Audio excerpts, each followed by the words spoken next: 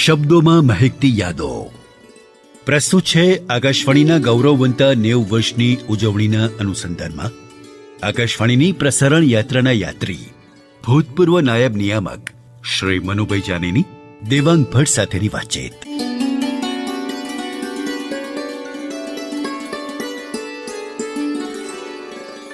નમસ્કાર શ્રોતા મિત્રો, આકાશવાણીના ગૌરવવંતા અને ભવ્ય 90 વર્ષની ઉજવણીના ઐતિહાસિક પ્રસંગે આજે આપણા સ્ટુડિયોમાં એક એવું વ્યક્તિત્વ ઉપસ્થિત છે કે જેમણે આકાશવાણીની પરંપરાને ધબકતી રાખી છે, નિયમોનું ચુસ્તપણે પાલન કર્યું છે અને કરાવ્યું પણ છે, અને શિસ્ત સાથે ક્યારેય કોઈ બાંધછોડ કરી નથી. તેમના કાર્યક્રમો દ્વારા આકાશવાણીને તેમણે હંમેશા અજવાળી છે.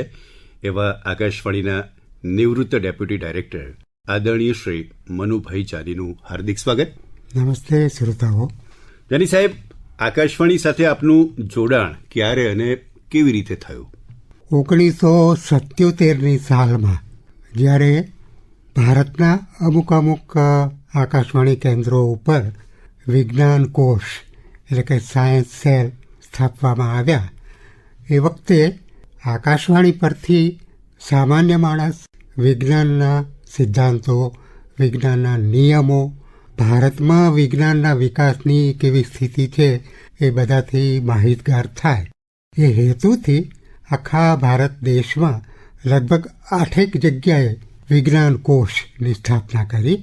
એમાંનું એક હતું અમદાવાદ, અને અમદાવાદ કેન્દ્ર માટે ગુજરાતી ભાષામાં વિજ્ઞાન કાર્યક્રમો તૈયાર કરી શકે એવા તજજ્ઞોની જરૂર હતી. છાપામાં જાહેરાત આવી એ પ્રમાણે મેં એપ્લાય કરેલું. હું તો એ વખતે ત્યાં સ્કૂલમાં હાયર સેકન્ડરીના વિજ્ઞાન શિક્ષક તરીકે બહુ સુખી અને મજા પડતી હતી. કોઈ અફસોસ કે અસંતોષ જેવું હતું નહીં. પણ જો આકાશવાણી જેવું એક મોટું પ્લેટફોર્મ મળતું હોય તો ક્લાસરૂમમાં તો મારી સામે 50 વિદ્યાર્થીઓ હોય, પણ આકાશવાણીના માઇકમાં હું બોલતો હોઉં એ વખતે મારી સામે રેડિયો ઉપર થતા કાર્યક્રમોના પ્રસારણ સમયે સેંકડો કે હજારો કે લાખો, આપણે અંદાજ નથી કોણ ક્યારે કેટલા સાંભળતા હશે, પણ એક મોટા વિશાળ વર્ગને હું મારી વાત પહોંચાડી શકું એવી આ માધ્યમની એક મહત્તા હતી. બિલકુલ. એટલે દેવાંગ, મને એમ થયું કે સ્કૂલમાં ક્લાસરૂમ ટીચિંગ કરતાં આ પણ એક ટીચિંગ જ છે. બિલકુલ. પણ એક વિશાળ ફલક ઉપર. જી. એટલે એક લાલચ હું રોકી શક્યો નહીં. મેં અરજી કરી. ઘણા બધા અરજી કરનારાઓ હતા. એમાં વિજ્ઞાન કોષના આસિસ્ટન્ટ એડિટર તરીકે બધાય ઉમેદવારોમાંથી કેવળ મારી પસંદગી થઈ. એટલે 77ના જાન્યુઆરીમાં હું આસિસ્ટન્ટ એડિટર સાયન્સ સેલ એ પોસ્ટ ઉપર હું જોડાયો. એ પછી એમ થતું કે આ એક જુદું જ માધ્યમ છે. આમાં કંઈ પાઠ્યપુસ્તક નથી, કોઈ શીખવાડનાર નથી, અને એકલવ્યની જેમ બધું જાતે જ શીખવું પડશે. સ્ટુડિયો, આખું આકાશવાણી કેન્દ્ર, ચકાચોંધ રોશની, જાત જાતના માઇક્રોફોન, પ્રોગ્રામો સંભળાતા એ તરફ શ્રોતાઓ તરફથી જે રિસ્પોન્સ આવતા સવિનય વિનંતી કે કાર્યક્રમમાં અને બીજા ઘણા બધા કાર્યક્રમોમાં, એટલે પત્રો દ્વારા શ્રોતાઓને શું ગમ્યું, શું ના ગમ્યું, એ લોકોની શું અપેક્ષાઓ છે, એ બધું તો આકાશવાણી અને શ્રોતાઓ સાથેનો સંવાદ સતત ચાલુ જ રહેતો. એટલે આપણને ખબર તો પડતી કે એ લોકોને શું સાંભળવું ગમશે. પણ બ્રોડકાસ્ટના એક કેન્દ્ર તરીકે અને ભારત સરકારની નીતિઓને અનુલક્ષીને જે કેટલીક જવાબદારીઓ આ સંસ્થાને સોંપવામાં આવેલી, અને એ જવાબદારીઓનું વહન કરવામાં આકાશવાણી કેન્દ્ર પ્રજા અને સરકાર વચ્ચે એક સેતુ બનીને ઊભું રહે. ટોટલ ફંડિંગ સરકાર તરફથી થતું, એટલે કેટલુંક સરકાર તરફથી આવેલા આદેશો અનુસાર પ્રોગ્રામોમાં અમારે સમાવવું પડતું, કેટલુંક શ્રોતાઓની આકાંક્ષાઓને પૂરી પાડવા માટે એમની ફરમાઈશ પ્રમાણેના કાર્યક્રમો પણ બનાવવા પડતા. અને આ બધાનો સમન્વય એવી રીતે કરતા જેમ કે કડવી ગોળી પણ ગળ્યા પહેલાની અંદર ઘુસાડી દઈને ખવડાવી દેવાય.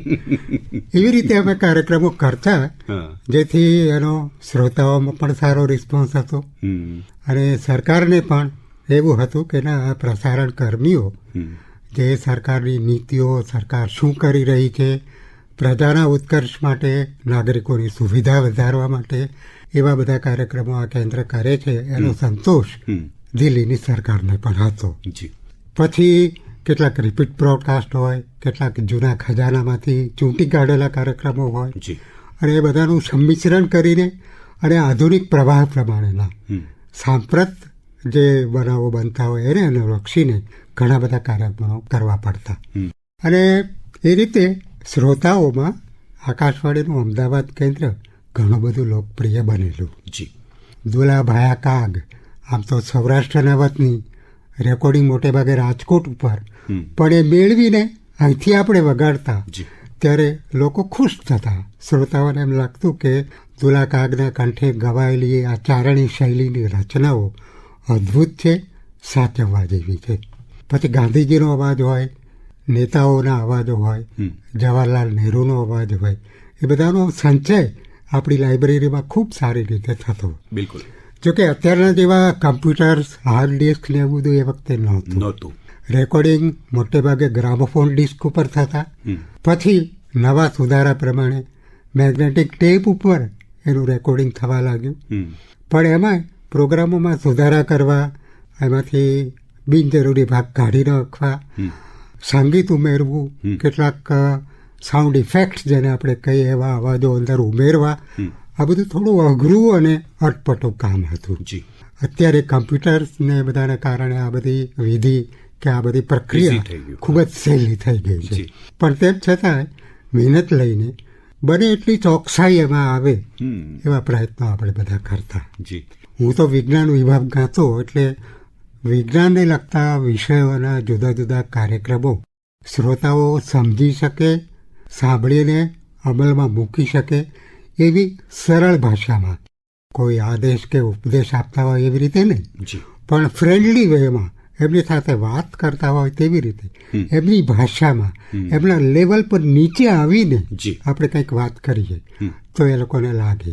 બહુ મોટી મોટી નફાસ મારી રાખવું અને મારું જ્ઞાન બધે વેરાજ કરું તો શ્રોતાઓને એમ લાગે કે નહીં ભાઈ, આ કંઈક અઘરું છે, ના સમજાય એવું છે, એટલે રેડિયો બંધ કરી દે. અથવા રેડિયો પર કંઈ એકલું અમદાવાદ, વડોદરા જ આવે છે એવું નથી, બીજા સેંકડો સ્ટેશનો આવે છે. એટલે મારો શ્રોતા મને પડતો મૂકી અને એને બીજા કોઈ મનગમતા સ્ટેશન ઉપર જતો રહે, જે મને પાલવે નહીં, જે મારી ખામી તરફ આંગુલી નિર્દેશ કરે. બિલકુલ. એટલે મારે સુધરવું જ પડે એવી એક આ મીડિયમની એક તાકાત કે એક મીડિયમની જરૂરિયાત હતી. અને સુધારો એવી રીતે કરવો પડે કે સાવ ગામડાનો અભણ ખેડૂત પણ સમજી શકે અને કોલેજનો પ્રોફેસર હોય એને પણ એમ લાગે કે ના, આ બરાબર વાત છે. તો એ બંનેને બેલેન્સ કરીને અમે વિજ્ઞાનના કાર્યક્રમો કરતા. ચાની સાહેબ, એ કયા કાર્યક્રમો હતા? એટલે એમાં વિષય કેવા હતા? વીજળી કેવી રીતે બચાવવી, અથવા પાણીનો બચાવ કેવી રીતે કરવો, આવા સામાન્ય વિષયો લઈએ, પણ એની બધી ઇન્ટ્રિકસી જે છે, એની ગહનતા, એના વૈજ્ઞાનિક સિદ્ધાંતો, એ બધું અંદર એવી રીતે ગૂંથી લઈએ કે શ્રોતાઓને મજા પડી જાય. અને બિલકુલ સાહેબ, આ વિજ્ઞાનનો વિષય જેવો છે કે જેને રસ પડે એને જ પડે. ને આપે કીધું એ પ્રમાણે આપણા જે શ્રોતાઓ છે ગામડાના ખેડૂતો પણ હોઈ શકે છે, એક મજૂર વર્ગ પણ હોઈ શકે છે. તો બીજી બાજુ આપણી પાસે લેટરો પણ આવતા હતા અને ફોન પણ આવતા હતા, હાઈકોર્ટના જજ સાહેબના પણ ફોન આવતા હતા, આઈએએસ ઓફિસરોના પણ આવતા હતા. એટલે રેડિયો બધા જ સાંભળે છે. અને આપણે બહુ સરસ વાત કરી કે બધાને ધ્યાનમાં રાખીને કાર્યક્રમનું નિર્માણ કરવું પડે. તો આ જે વિજ્ઞાન વિષય છે એને સરળતાથી લોકોના મન હૃદયમાં એ વાત ઉતરી જાય વિજ્ઞાનની, તો એના માટે સ્પેશિયલ એફર્ટ્સ, એટલે કે આપ કેવી રીતે એ પ્રોગ્રામનું નિર્માણ કરતા હતા સાહેબ? એક બિલકુલ આકાશવાણીના કોઈ કેન્દ્રો ઉપર કોઈ પણ જગ્યાએથી જે કાર્યક્રમ નહોતા થઈ શકતા અથવા કરવામાં નહોતા આવ્યા, એવો એક કાર્યક્રમ મને સૂઝ્યો અને એ રેડિયો દ્વારા આકાશ દર્શન. વાહ, ક્યાં વાત હે! એટલે 1978ની સાલમાં એટલે મારા આકાશવાણીમાં જોડાયાના બીજા જ વર્ષે હમ હમ. એક એવો કાર્યક્રમ કર્યો કે જે સાંભળીને શ્રોતાઓને ગજબનાક ફિલિંગ થઈ. હમ હમ હમ. આપણે ક્રિકેટ મેચની કોમેન્ટ્રી તો સાંભળીએ છીએ, જી. પણ રાત્રિના સમયે હમ. ખુલ્લા આકાશમાં અત્યારે કયા ગ્રહો છે, કયા નક્ષત્રો છે, કઈ કઈ રાશિઓ અત્યારે નરી આંખે જોઈ શકાય એવું છે, હમ હમ. એ જો આપણે શ્રોતાઓને કહી શકીએ તો એક મોટી વાત બની. એટલે તારાઓ રોજ 4 મિનિટ મોડા ઉગે એ ગણતરી કરીને આગલે દિવસે રાત્રે 9:16 બદલે 9:12 મેં રેકોર્ડિંગ શરૂ કર્યું મારા ઘરના ધાબા ઉપરથી. ઓહો. એ વખતે શું શું દેખાતું હતું, કયા કયા નક્ષત્રો હતા. ચાલો આપણે પહેલાં પશ્ચિમ દિશામાં નજર કરીએ. ત્યાં આ દેખાય છે, આ દેખાય છે, આ દેખાય છે. હવે આપણે થોડા ઉપરના આકાશ તરફ આવીએ. હવે તમને આ નક્ષત્રો દેખાશે. પેલો ચળકતો તારો છે તે આ છે, વાહ. અને આ બાજુ ઉત્તર તરફ જે આ ચમકતો દેખાય છે તે આ ગ્રહ છે. હવે ચંદ્રની આજુબાજુ આવું આવું બધું દેખાય છે. હવે બરાબર માથા ઉપર દેખાતા તારાઓ જોઈએ. એમ કરીને રાત્રિના 9:16 રાત્રિના 9:30 વાગ્યા સુધીમાં સાવ નિરક્ષર માણસ પણ આકાશના તેજસ્વી તારલાઓનો, ગ્રહોનો, નક્ષત્રોનો, રાશિઓનો એક ફર્સ્ટ હેન્ડ નોલેજ મેળવી શકે તેવો ખગોળ દર્શન. આ પરિચય હતો. બિલકુલ બિલકુલ સાહેબ. હવે આ કાર્યક્રમ તો અમે કરી નાખ્યો. શ્રોતાઓનો રિસ્પોન્સ કેવો હશે એ ખબર નહીં, પણ સાંભળે 1000 માણસ, પછી એમ થાય કે બહુ ગમ્યું એવા 100 માણસ, પછી એમ થાય કે આપણે આકાશવાણીને એપ્રિશિએટ કરવું જોઈએ એવું વિચારનારા 10 માણસ, અને એમાંથી ખરેખર પત્ર લખનારા તો 2-5 જણ.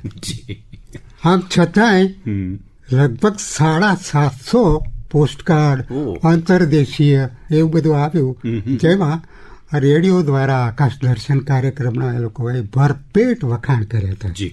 દેવાંગભાઈ, એક અંતરદેશીય જે મને જામનગરથી મળેલું, એના શબ્દ મને હજુ અત્યારે પણ યાદ છે. વાહ વાહ. એ પત્ર આવેલો 1978માં. અત્યારે સાલ છે 2026. કોઈ એક કોલેજમાં ભણતો વિદ્યાર્થી હતો. એણે લખ્યું કે જાની સાહેબ, હું ગામડે રહું છું, ઘણા બધા તારાઓ જોતો આવ્યો છું નાનપણથી, મને બહુ રસ છે. પંચાંગમાં જોઈને હું અમુક રાશિ અને નક્ષત્રો અને ગ્રહોને બધું થોડું ઘણું ઓળખતો હતો. તમારો કાર્યક્રમ 9:16 9:30 સુધી બ્રોડકાસ્ટ થવાનો છે એની મને ખબર પડેલી, અને કમનસીબે મને પગનું ફ્રેક્ચર થયેલું હતું. એટલે એ જામનગરની ઇરવિન હોસ્પિટલમાં હું એક પથારીમાં પડ્યો હતો. મારા પગમાં પ્લાસ્ટર બાંધેલું હતું.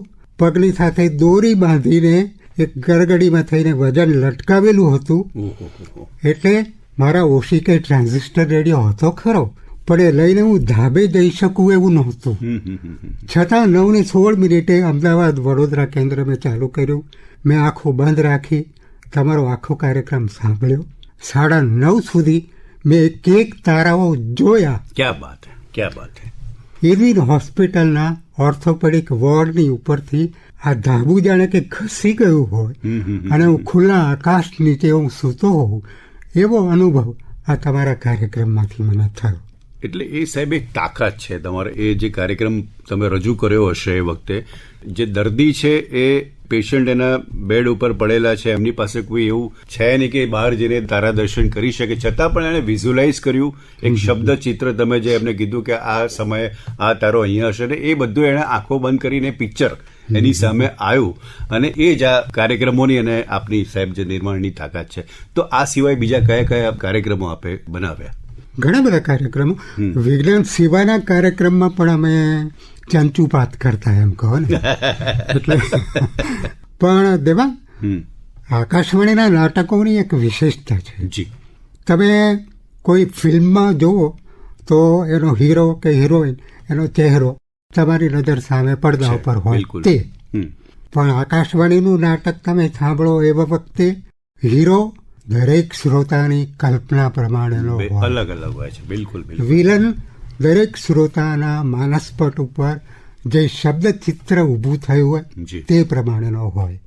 એનું વસ્ત્ર પરિધાન, એનો મેકઅપ, એની બોલવાની સ્ટાઇલ ઉપરથી એનો રૂવાબ, એનો ઠસ્સો, એક પાત્ર આખું કેવળ શબ્દોના લહેકાથી, શબ્દોના વજનથી જી જે આકાશવાણી ઉપરથી ક્રિએટ થતું હોય. જી એટલે રેડિયો નાટકનો હીરો દરેક શ્રોતાના માનસપટ ઉપર જુદા જુદા ચહેરાવાળો. એની કલ્પના શક્તિ પ્રમાણે અલગ અલગ ચહેરા એટલે હોય. કોઈ નાટકનો સંવાદ બોલાતો હોય એવી વખતે આખું દ્રશ્ય એ વિઝ્યુઅલાઇઝ કરી શકે.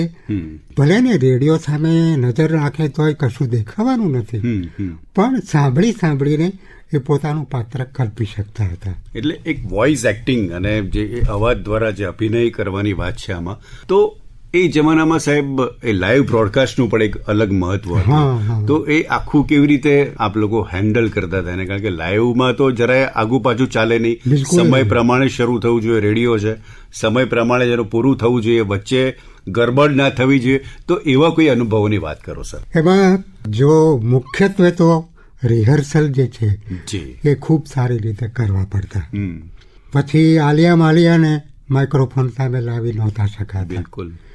જે સિદ્ધ હસ્ત હોય, નીવડેલા કલાકારો હોય, જેની વાચન ક્ષમતા પણ સારી હોય અને અવાજના મોડ્યુલેશન ફેરફાર કરવો, બદલવું, માઇક્રોફોનથી ડિસ્ટન્સ કેવી રીતે જાળવવું, ચીસ પાડવાની હોય, બૂમ પાડવાની હોય તો કઈ દિશામાં લઈ જવું, એ જે ખૂબીઓ જાણતા હોય તેવા જ નાટ્ય કલાકારોના હાથમાં અમે સ્ક્રિપ્ટ આપી શકતા. બિલકુલ. કારણ કે ભૂલનો કોઈ સ્કોપ નહોતો. જી લાલ લાઈટ થાય એટલે લગભગ એક કંપારી છૂટી જાય બધા પાત્રોમાં.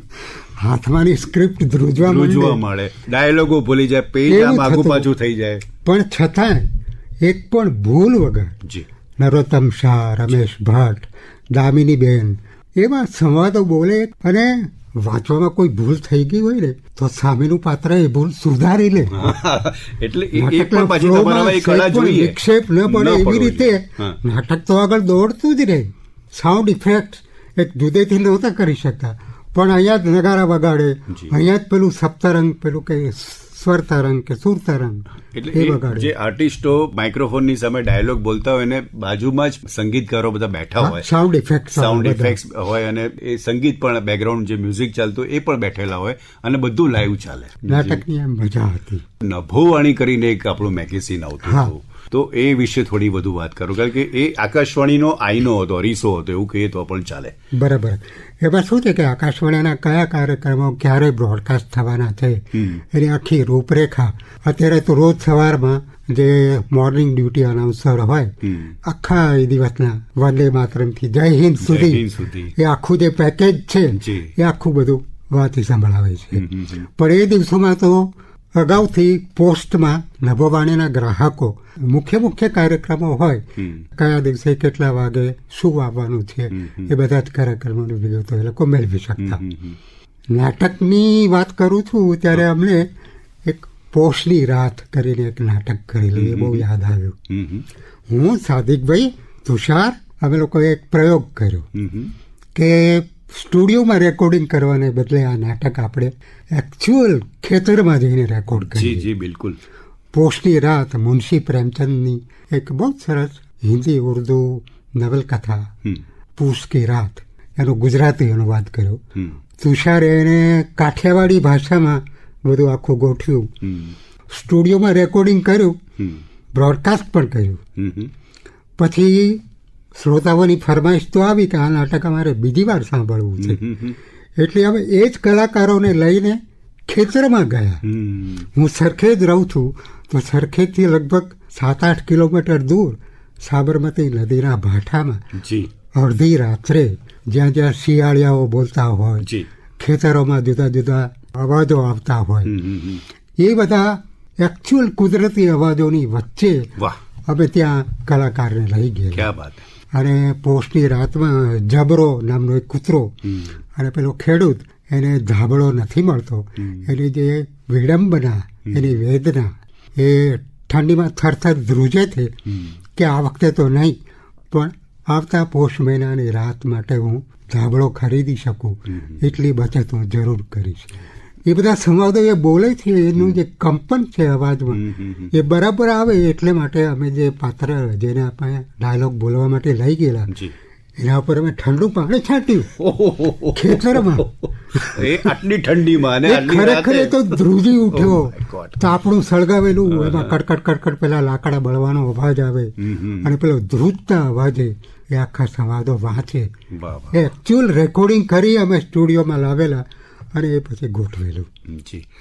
જાની સાહેબે નાટકોની વાતો કરી, નભોવાણીની વાત કરી, તો મને જાની સાહેબ વિશે વધુ એક વાત શ્રોતાઓને કરવી ગમશે કે જ્યારે થોડા સમય પહેલા આપણે ગાંધી વિચાર રોજ સવારે આપતા હતા, વંદના શરૂ થાય એ પહેલા, આજે અર્ચના ચાલે છે, તો જાની સાહેબ એટલા ચોક્કસ, એમના અક્ષરો એટલે મોતીને દાણા જેવા. અને શ્રોતાઓ, મને આપને કેવું ગમશે કે જાની સાહેબ એકવાર એમની પેન શરૂ થાય, હું એનો સાક્ષી છું કે એ ગાંધી વિચાર હોય, વિચાર પૂરો ના થાય ત્યાં સુધી એમની પેન અટકે જ નહીં અને ક્યાંય ભૂલ ના હોય, એક ચેકચાક પણ જરાય ના હોય. એટલે એ તમારી વિશેષતા છે, મહાનતા છે સાહેબ. તો જાની સાહેબ, રેડિયો એ શ્રાવ્ય માધ્યમ છે, અવાજના માધ્યમથી લોકો સુધી એ સચોટ માહિતી કે વાત પહોંચે.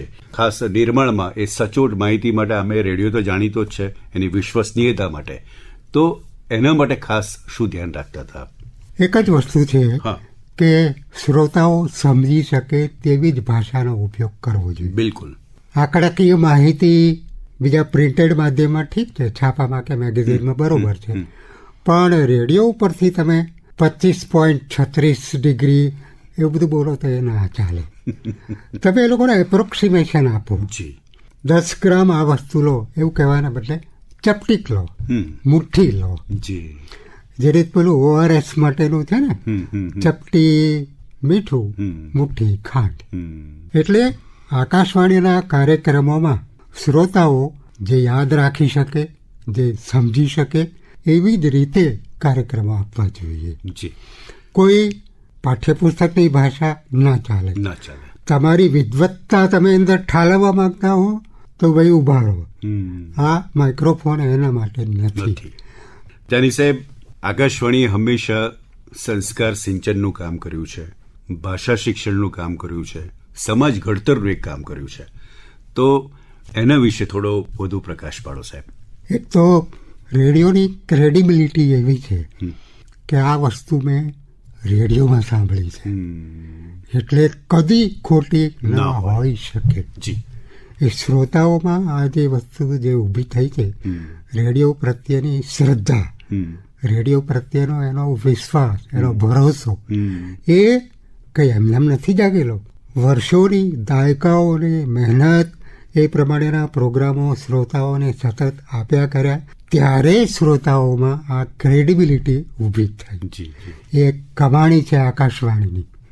હવે એ કમાણીનો ઉપયોગ કરીને આપણે શ્રોતાઓને સચોટ વસ્તુ જ આપવી જોઈએ. જી. તો આકાશવાણીએ ઘણી બધી ભાષાઓ અને બોલીઓમાં કામ કર્યું છે, અને આકાશવાણીમાં ભાષાનું શું મહત્વ છે એ આપ જ સાહેબ વધારે સારી રીતે સમજાવી શકો. એ તમે અગાઉ પણ વાત કરી કે સ્પષ્ટ ઉચ્ચારણ અને એ ભાષાની જે વાત છે એ થોડુંક અમારા શ્રોતાઓને. ઉચ્ચાર શુદ્ધિ એ કદાચ આકાશવાણીના કલાકારોમાં કે અહીંયા જે બ્રોડકાસ્ટર તરીકે કામ કરતા હોય તેઓમાં એક ખૂંપી ગયેલી ધારણા છે. એટલે શબ્દ કઈ રીતે બોલાવવો જોઈએ. જી. ગુજરાતી શિષ્ટ ભાષા પ્રમાણે લખાય જુદી રીતે, બોલાય જુદી રીતે, રાજકોટમાં જુદી રીતે, અમદાવાદમાં જુદી રીતે અને મહેસાણામાં જુદી રીતે, જી. જી. જી. અને સુરતમાં તો વળી બિલકુલ અલગ રીતે. પણ એ બધાનો સમન્વય કરીને શિષ્ટ ગુજરાતી ભાષાના શબ્દો આ રીતે બોલાવવા જોઈએ. એક શબ્દ મને બહુ જ સતત ખટક્યા કરે છે, એ છે વિદ્યાર્થી. વિદ્યાનો અર્થી, વિદ્યાર્થી, વિદ્યાદાન, વિદ્યાદેવી. એને બદલે દ અને ય બે ભેગા કરીને જે અક્ષર આપણે લખીએ છીએ એ લગભગ ધ જેવો દેખાય છે. એટલે જે ગુજરાતી ભાષા જાણતા ન હોય એ લોકો વિદ્યાર્થીને બદલે વિદ્યાર્થી, વિદ્વાનને બદલે વિદ્વાન બોલે. જી. હવે આ તો ખોટું છે. અને ઘણા એવી પણ ભૂલ કરતા હોય છે કે જે તો જ્ઞાન કે છે. હા. હવે જ્ઞાન શબ્દ એ હિન્દી ભાષા, યજ્ઞ, હવે એ હિન્દી ભાષાનો શબ્દ છે. આપણે ત્યાં તો જ્ઞાન છે, યજ્ઞ છે, એ જ્ઞનો એ ઉપયોગ પણ હવેની પેઢીએ સમજવું પડશે. તો જાની સાહેબ, બદલાતા સમયમાં જ્યારે પ્રસારણના માધ્યમો વધ્યા છે, આટલી બધી કોમ્પિટિશનો ઊભી થઈ છે, આખો ડિજિટલ યુગ અને પોડકાસ્ટનો જમાનો છે, તો એમાં આપ આકાશવાણીને ક્યાં જુઓ છો સાહેબ? કોઈ પણ માધ્યમ મરતું નથી. જી પપેટ જે પેલા કઠપૂતળીની દોરીઓથી થતી કળા જી કદાચ 2-3 દાયકાઓ કે 2-3 સદીઓ જૂની છે, જી હજુય ચાલુ જ છે, લોકો માણે છે. દૂરદર્શનના આટલા બધા કેન્દ્રો થયા છતાંય રેડિયો તો ચાલુ જ છે. જી પશ્ચિમના દેશોમાં તે હજુ રેડિયો ચાલુ જ છે, ક્યાંય કશું બંધ થયું નથી. સ્ટેજ ઉપર મેકઅપને બદલે લપેડા કરીને આવતા કલાકારો જે ભવાઈ વેશ કે રામલીલા કરતા હતા, એ કદાચ 1 સદી પહેલાં થતી હતી, આજે પણ થાય છે.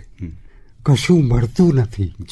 એટલે આકાશવાણીનું જે આ માધ્યમ છે, ભલે કેવળ શ્રાવ્ય માધ્યમ છે, પણ એ મરશે નહીં, કોઈ સંજોગોમાં નહીં. જાની સાહેબ, બહુ સરસ આજે વાતો થઈ છે, જૂના દિવસોની યાદો તાજી કરી છે આપે. તો આકાશવાણીનું આપના જીવનમાં મહત્વ? મારા ઓશિકા નીચે રેડિયો જ છે. અત્યારે તમે ઘેર જઈને જોઈ આવો. ક્યાં વાત! હું અહીંયા છું આકાશવાણીના સ્ટુડિયોમાં, પણ મારા ઘરે, મારા બેડરૂમમાં, મારા ઓશિકા નીચે રેડિયો છે. અને તમે ખાલી સ્વિચ ઓન કરશો ને તો અમદાવાદ વડોદરા સ્ટેશનના પ્રોગ્રામો ચાલુ થશે. ક્યાં બાત હે, ક્યાં બાત હે! આનાથી વિશેષ શું હોઈ શકે? આકાશવાણી પ્રત્યેનો પ્રેમ આપનો, આપની જે નિષ્ઠા સાહેબ, એ અકલ્પ્ય છે. શ્રોતાઓ, મને એક વાત કરવી ગમશે કે જાની સાહેબે નિવૃત્તિ પછી પણ જ્યારે જ્યારે આકાશવાણીને તેમની જરૂર પડી ત્યારે ક્યારે એમણે ના નથી પાડી. આજે પણ આટલા વર્ષો પછી પણ 15મી ઓગસ્ટ અને 26મી જાન્યુઆરીએ જાની સાહેબ સમયસર ધ્વજવંદનના કાર્યક્રમમાં આકાશવાણીમાં આવતા જ હોય છે. જાની સાહેબ, આકાશવાણી પ્રત્યેના આપના આજીવન સમર્પણ માટે અમે આપના આભારી છીએ. આપની યાદો અને વાતોથી આકાશવાણીનો એ સુવર્ણકાળ નજર સામે જીવંત થઈ ગયો અને ચોક્કસ અમારા શ્રોતાઓને પણ ગમશે. આપને ખૂબ ખૂબ શુભેચ્છાઓ અને આપનો ખૂબ ખૂબ આભાર.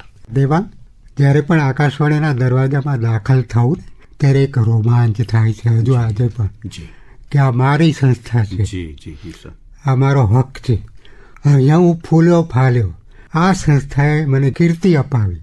એટલે આ સંસ્થા પ્રત્યેનું જે ઋણ છે એ તો જિંદગીભર હું નહીં ભૂલું. શબ્દોમાં મહેકતી યાદો. હમણાં જ આપ સાંભળી રહ્યા હતા આકાશવાણીના ગૌરવવંતા 90 વર્ષની ઉજવણીના અનુસંધાનમાં આકાશવાણીની પ્રસારણ યાત્રાના યાત્રી, ભૂતપૂર્વ નાયબ નિયામક શ્રી મનુભાઈ જાનીની દેવાંગ ભટ્ટ સાથેની વાતચીત.